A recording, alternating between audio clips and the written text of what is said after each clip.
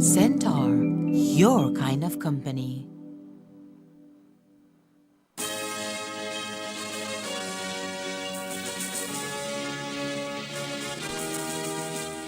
Tonight on CTV3 News, government looking for attorney to head the Commission of Inquiry whose task will be to look at the modernization of the sugar industry.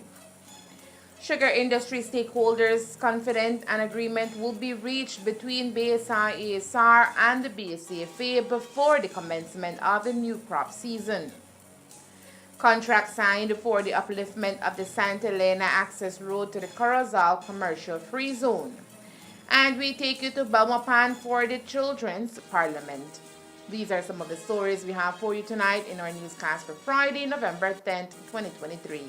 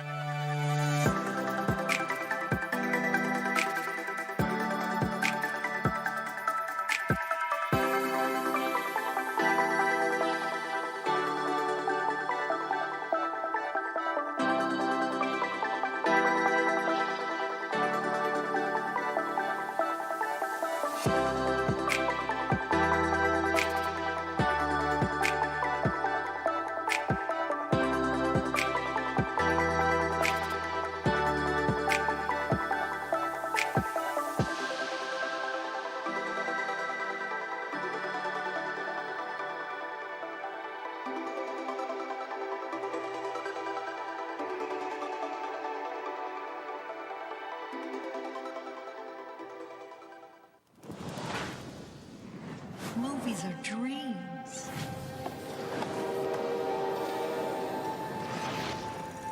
That you never forget.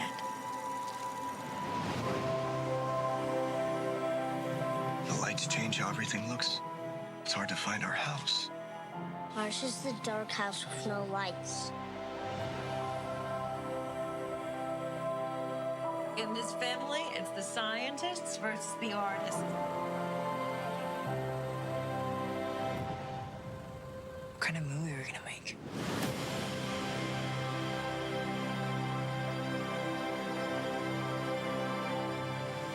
You stop making movies, it'll break your mother's heart.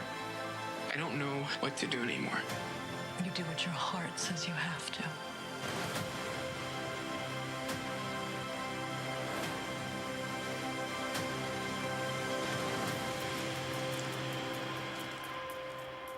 What was your favorite part?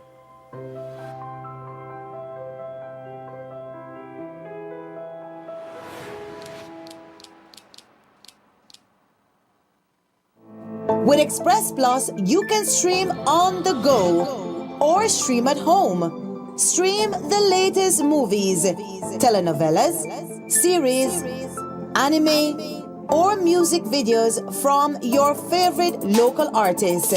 Sign up now with Centaur's Express Plus.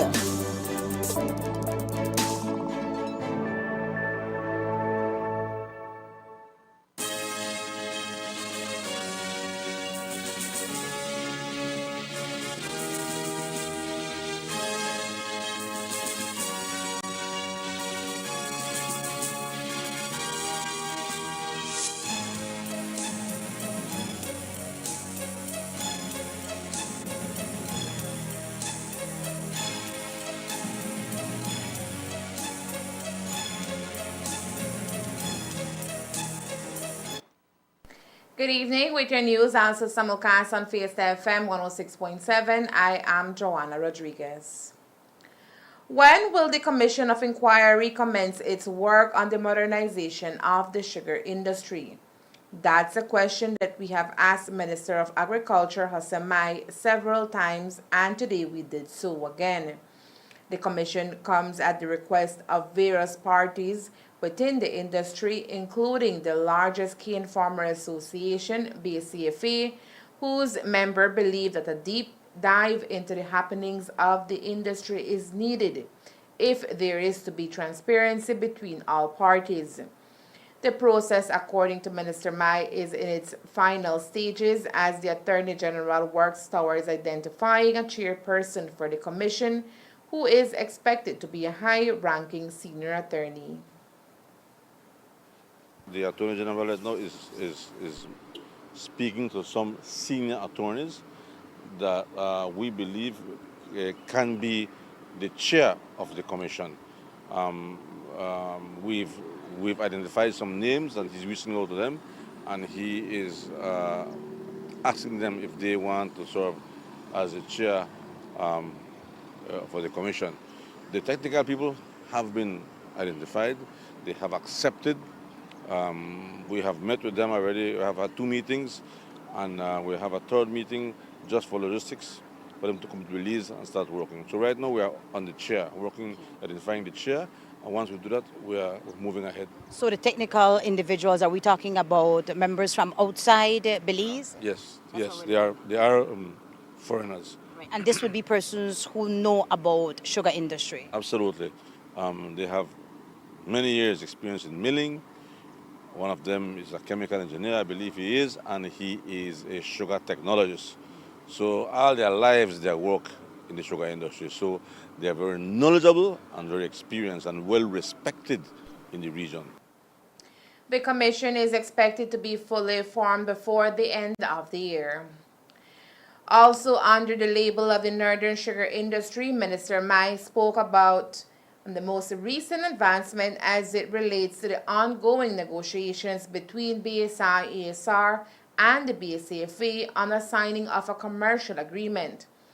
After meeting with both parties, Minister Mai says he expects that a commercial agreement will be signed before the start of the new crop season. I think we are very close to having an agreement. We've met with both parties, both ASR and the cane farmers, and I believe that both parties want to commence. And I explained, no one wins a war like this. We all lose. And so everybody is eager to begin. Of course, there are some very important things that need to be considered when you will sign on a commercial agreement. There's a fair trade issue that needs to be addressed. And so we are working from all angles. But I believe that we're going to have a commercial agreement. Not a 7-year one, right? But we're going to have one. I'm certain we have. The 2023-2024 sugarcane crop season is expected to begin sometime in the month of December. Works on rehabilitating 1.5 kilometers of road of the Santa Elena access road to the Corozal commercial free zone is expected to commence in the first week in December. Today, the $2,984,581.31 contract for the paving was signed by Minister of Agriculture, Food Security and Enterprise, Jose Abelardo Mai. The Ministry of Economic Development's Chief Executive Officer, Dr. Osmond Martinez, and Rommel Burgess of RJB Construction Company Limited at a special ceremony at the zone. We were on hand for the signing, and here is that report.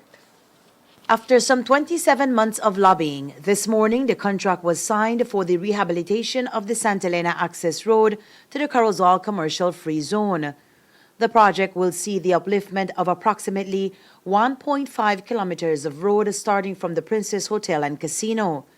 This transformative undertaking is funded through a grant from the Central American Bank for Economic Integration, CABE, and the government of Belize. The total cost of the project will be 2.9 million Belize dollars, of which 2 million Belize dollars are grants from CABE.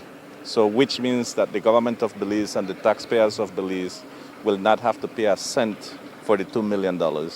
And then the government of Belize did complement the project with a 2.9 million, with $900,000, which is less than $1 million Belize dollars, to for the completion, for the complement of the project, which will now is coming from the fiscal budget, government fiscal budget. So it's not a loan either. There are 3 main components that we're looking at, and is the best material that you can use, and that is hot mix.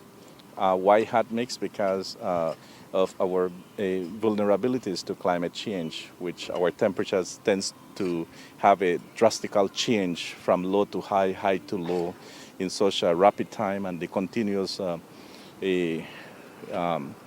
rains that we have in Belize, and even our vulnerabilities to flood.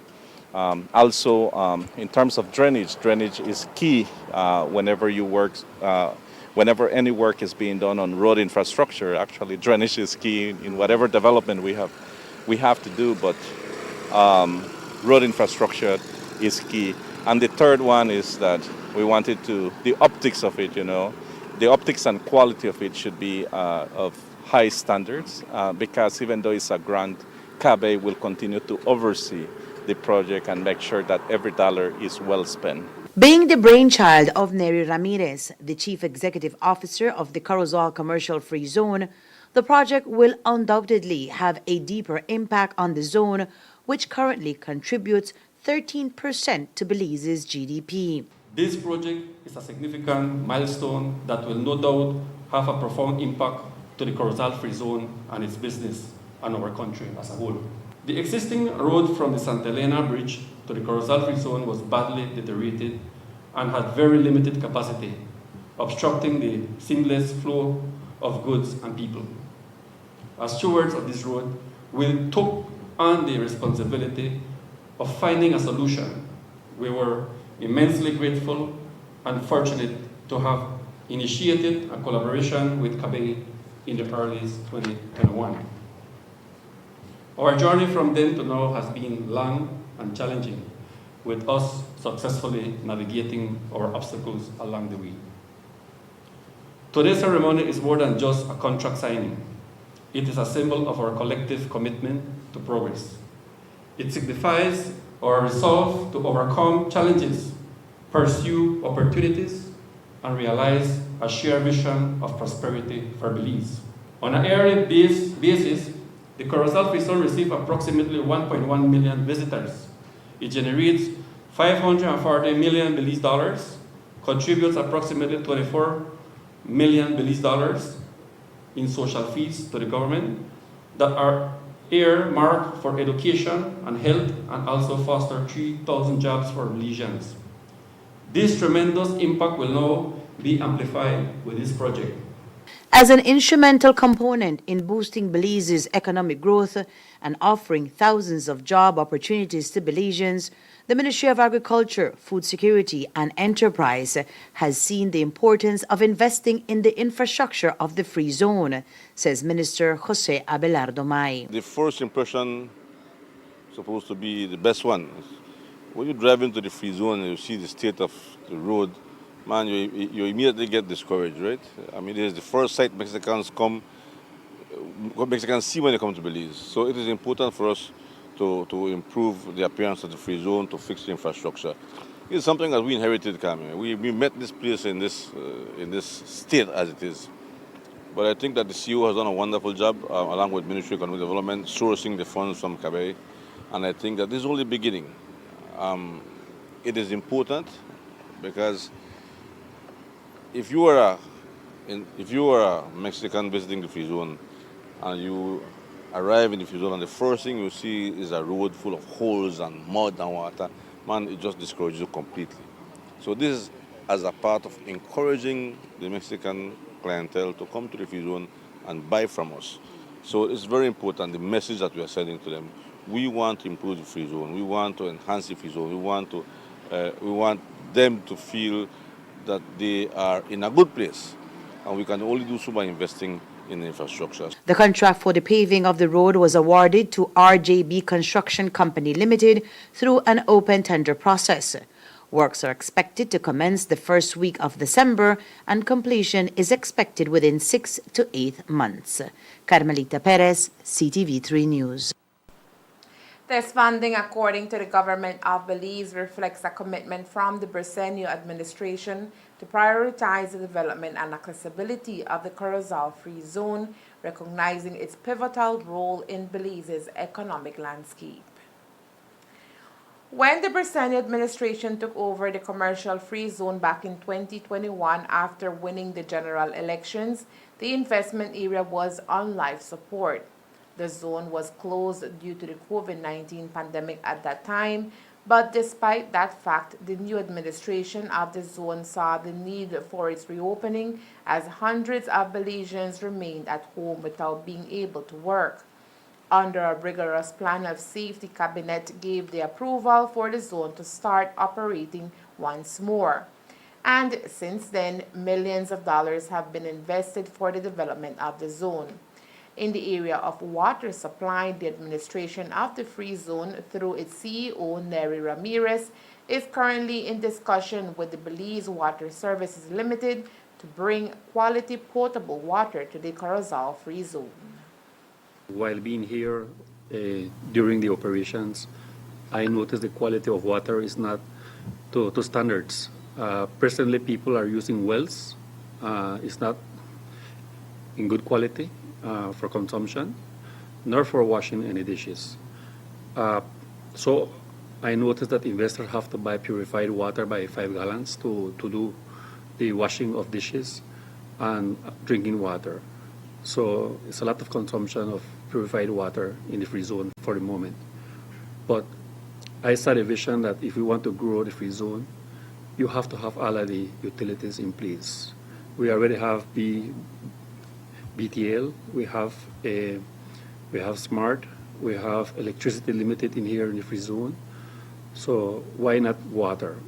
Water is the most essential utility that we need in our life. So I went ahead and I spoke to the chairman, Mr. Cornelio Acosta Jr., and I spoke to him about my vision, my plan. We met, we had a first meeting, and we discussed it.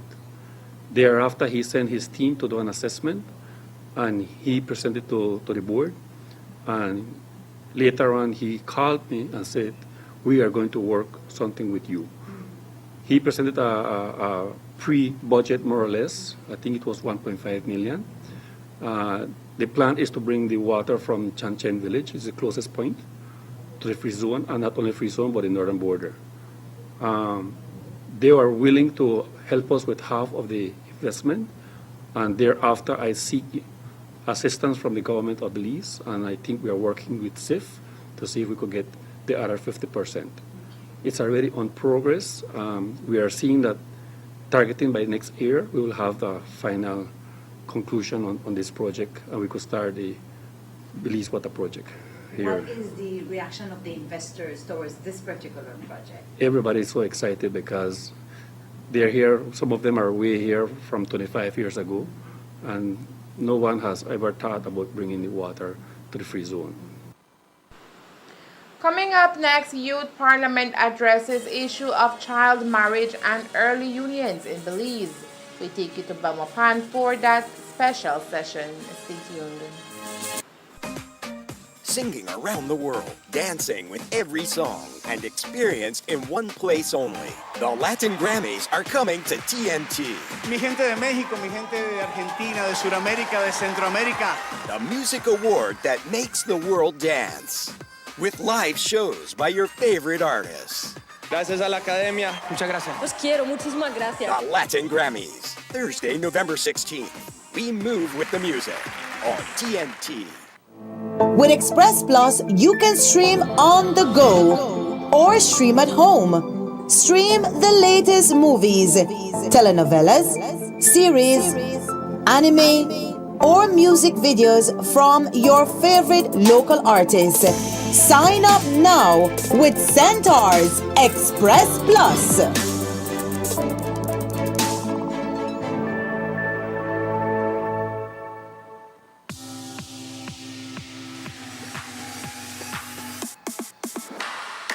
Sign up for Smart Share Plan and save big.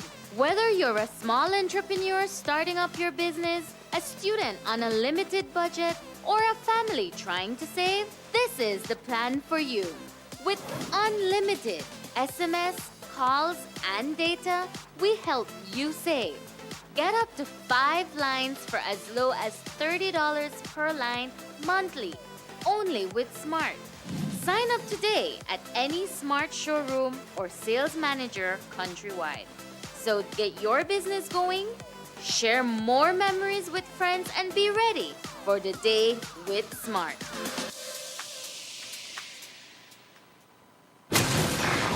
Tell me something.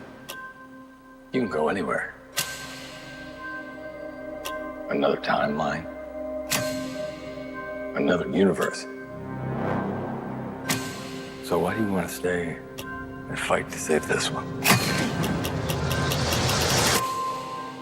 Because this is the world where my mom lives. I'm not gonna lose her again.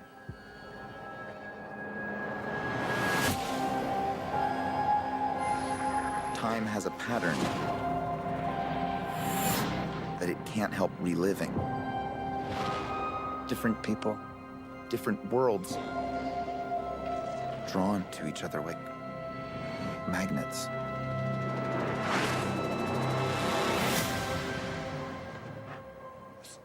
It's my face. You stole my face. If you were to go into the past, you have no idea what the consequences can be.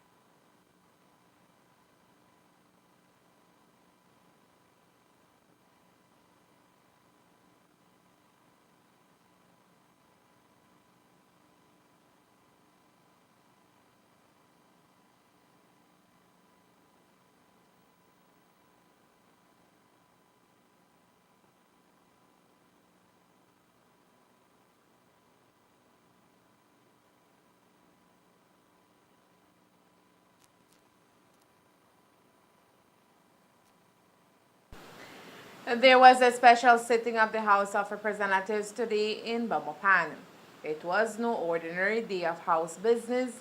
However, instead, young people from all over Belize became the parliamentarians, introducing an act they would like to see become an actual law, addressing the issue of child marriage and early unions in Belize.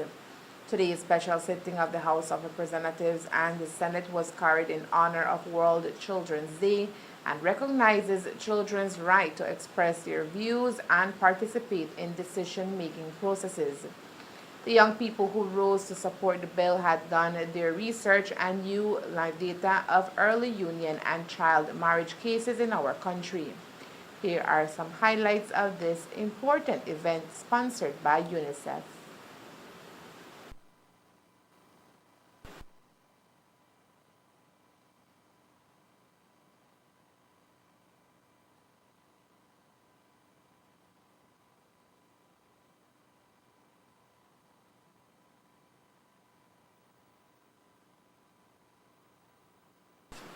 Female, getting married at a young age and becoming pregnant can lead to a slew of issues that endanger both the mother and the child's lives.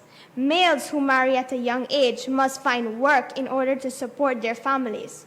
Now, if they are 16 and have an unfinished high school diploma, you can imagine how difficult it would be for that person to find work.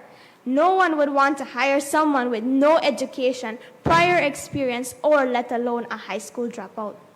Freetown is one of the fastest developing constituencies with education as its backbone, resulting in low child marriage rate. This leads to the conclusion that child marriage violates a child's fundamental rights, and if immediate action is not taken, parents will continue to force their children to obey traditional practices of early marriage, resulting in a child's life becoming more complicated. As Minister of Education, Culture, Science and Technology, I take in consideration of Belize's melting pot of cultures. However, a child's right must never be constricted, and marriage takes that away. If someone gets married at 16, has not even finished their high school, what possible job could these individuals acquire? 16-year-olds without a high school degree can't even devote themselves to our country. According to the Belize Defense Force, the requirement to enroll is minimum a high school degree and 18 years of age. So, the law can acknowledge that serving our country takes great mental maturity, and that is well reasonable that if you want to join the forces, you should at least have acquired a high school diploma. However, when it comes to marriage, the law can completely disregard mental maturity and education? No. How is someone supposed to support their family without that mental maturity and education? What kind of parents would these people become? What kind of occupation could they possibly acquire? So, if there is no job available for these parents, they will not be able to tend to their children and will end up leaving them. In Corozal Southeast constituency, there is a growing issue of children being abandoned and given up. Children living with their grandparents or other relatives. Should we continue to allow undeveloped parents to have children? So, to conclude, child marriage, marriage under the age of 18 years of age, should be prohibited. There are those, however, who oppose the bill, citing a need to have the legal age for marriage increased to 21 and not 18 as proposed by the bill. The proposal to increase the legal marriage age to 21 is driven that by this age, individuals may have had more time to establish themselves in the workforce, save money, and develop this financial independence. Moreover, this could contribute to a more stable foundation for a marriage. In terms of culture and society, we commonly use the term teen to describe individuals in their adolescence, encompassing ages 13 to 19. Therefore, even though an 18-year-old is legally an adult, they are still considered the broader category known informally as teen years. Higher paying jobs require higher levels of education or specialized skills. This is because these positions often involve more complex tasks, decision-making, and responsibilities that necessitate a level of knowledge and expertise, all things possible by the age of 21. At this stage in your life, you have earned a high school diploma, a sixth-form education, and a bachelor's degree. Having a bachelor's degree tends to increase your earning potential to open up opportunities for higher paying jobs compared to just having this high school diploma. Jobs that offer higher pay and greater opportunities for career advancement often require candidates to have this bachelor's degree, especially for positions in management or leadership. To recapitulate, it is unlikely that a 16 or 18-year-old could adequately support their family on their own. I, area representative of Port Loyola, do not support the bill in its current structure. If a person marries at the age of 18, the person will suffer the same effects if he or she marries at the age of 16. So what changes would this bill make if people are still not stable financially, mentally, or even physically at the age of 18? In addition, I am outraged by the ruling party's proposition for this change, since they had no consideration of our melting pot of cultures when creating this bill. To conclude, Madam Speaker, I am not only speaking for my constituency, Mesopotamia, but I am speaking for our country when I say that the legal age of marriage should change from 16 but not to 18. It should be changed to 21. The bill was also debated in the Senate by children senators.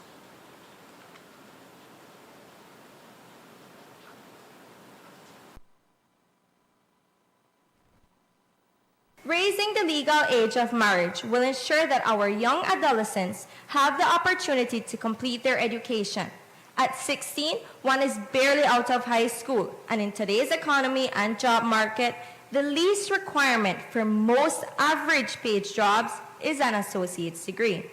The man or woman who truly cares for you will encourage you to complete your education so that you can actually assist in bringing in as much needed resources to the home. Marriage at a young age often leads to discontinuation of schooling, limiting the future prospects of individuals and perpetuating cycles of poverty. By waiting until 18, young people can focus on their education, personal and physical growth, as well as their career development. Finally, Mr. President, early marriages and hence early sexual engagements are linked to a series of health risks for young brides, including higher rates of maternal mortality and complications during pregnancies and childbirth, and yes, higher incidence of ovarian and other forms of cancers. Delaying marriage until the age of 18 can reduce these risks, promoting better health outcomes for our young girls. Hence, changing the legal age of marriage from 16 to 18 years in Belize is a vital step to protect the rights, education, health, and well-being of our young Belizean citizens. It aligns us with international standards, fosters better educational opportunities, and reduces health risks. By making this change, we send a clear message that we value the future of our youth and are committed to creating a safer and more equitable society for all.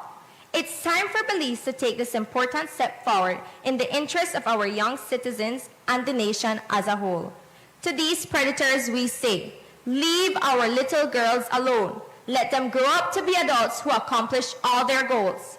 18, we say, not a day less. On Thursday's newscast, we told you about the ongoing Women Farmers Field, the school being facilitated by BSI-ASR as part of their commitment to engage women in the sugar industry. The field school, which started back in May, consists of 8 modules, each focusing on a particular area of sugar production, from land preparation, harvesting, and even the process at the mill, and financial literacy. This week, participants engaged in Module 2 of the program, which focused on planting and ways in which the sugar industry can move towards a more sustainable and climate-resilient form of sugar plantation. It is extremely important that we start changing and transforming the way people are seeing farming. Actually, one of the ladies today was telling me she has 3 brothers, it's her and 3 brothers, and her dad decided to leave her the fields because she's more interested in the activities, and while she is not fully knowledgeable of the field part, she's very interested in ensuring that her dad's legacy continues. However, I asked her, why are your brothers not interested? And her response was, I think they think that it's hard work and they're not going to get sufficient benefit from it. And that's what we need to change, because agriculture is changing. We have, today we saw different technologies that were applied for climate resilience, but there's so much technology in agriculture now that face has to change. We are mechanizing. In fact, you can have the harvesting. The operator is actually within a mechanical harvester that has AC, and things are GPS. And so we have to change and evolve and see agriculture with the new agrotech that's coming. And so that's very important, because at the end of the day, someone has to do the work, and we want them to do it productively so that there is actually a benefit.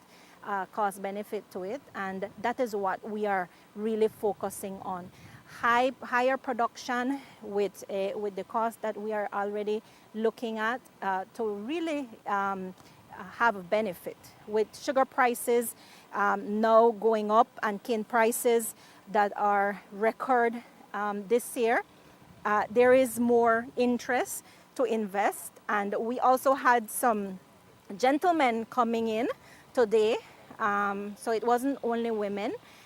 They visited us to ask questions, and BSI now is moving towards a service program that we are able to offer farmers.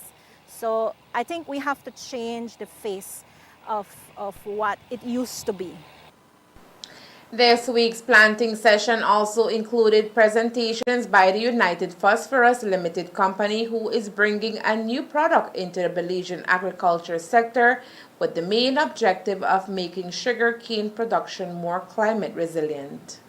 The objective for UPL here, especially in the Women's Farmer Free School program, is to showcase their sustainable products that they should represent and distribute, especially in Belize, and showcase their benefits when they are put together in full program so the farmers can reap the harvest at the end of each crop. We had particularly the planting session for the Woman Farmer Free School, where we brought along with us a product called Seba.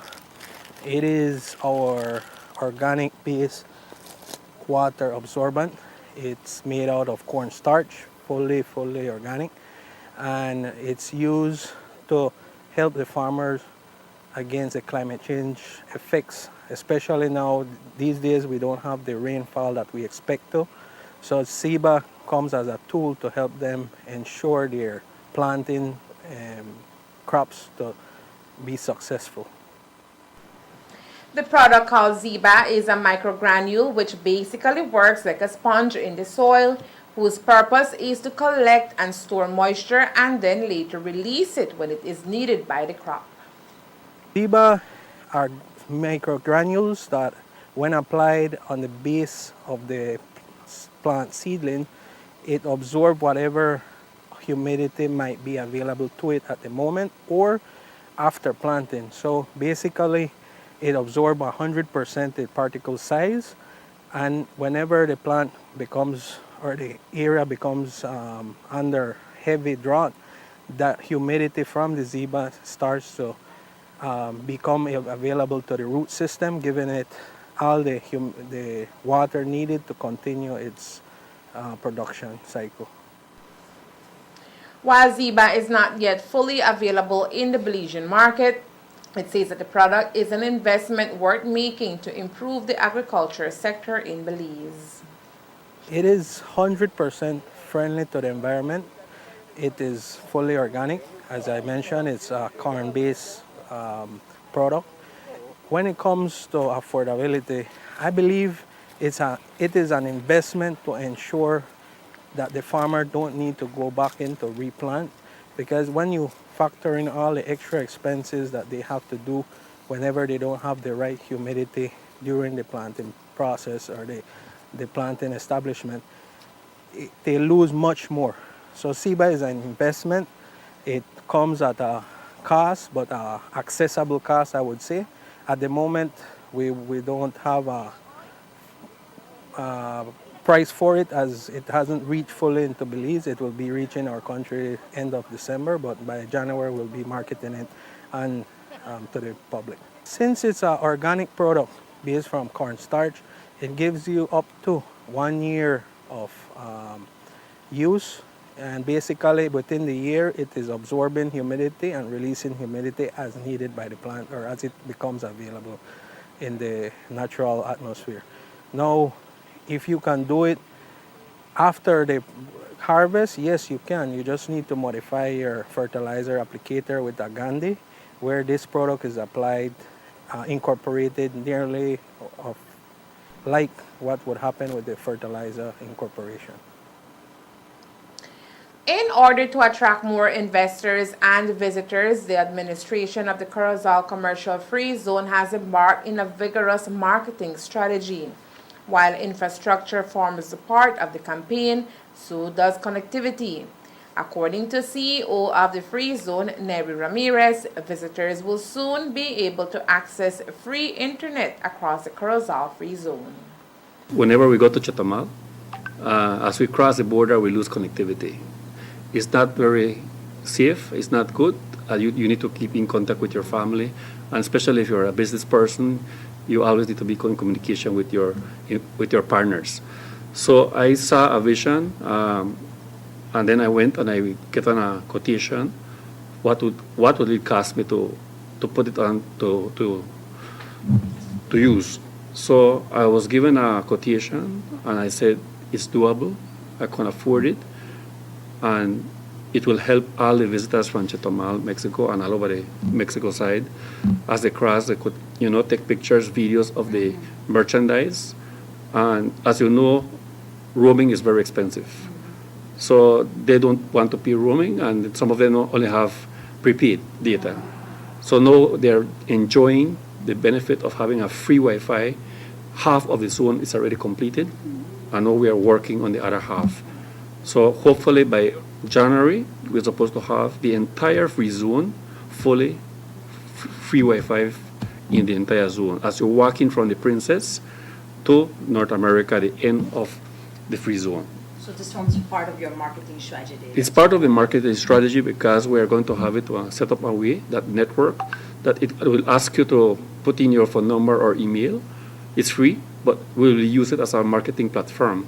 Whenever we have any marketing promotions or any announcements, we can send it to all our customers. We have seen the increase of visitors, more sales, more importation, and more companies.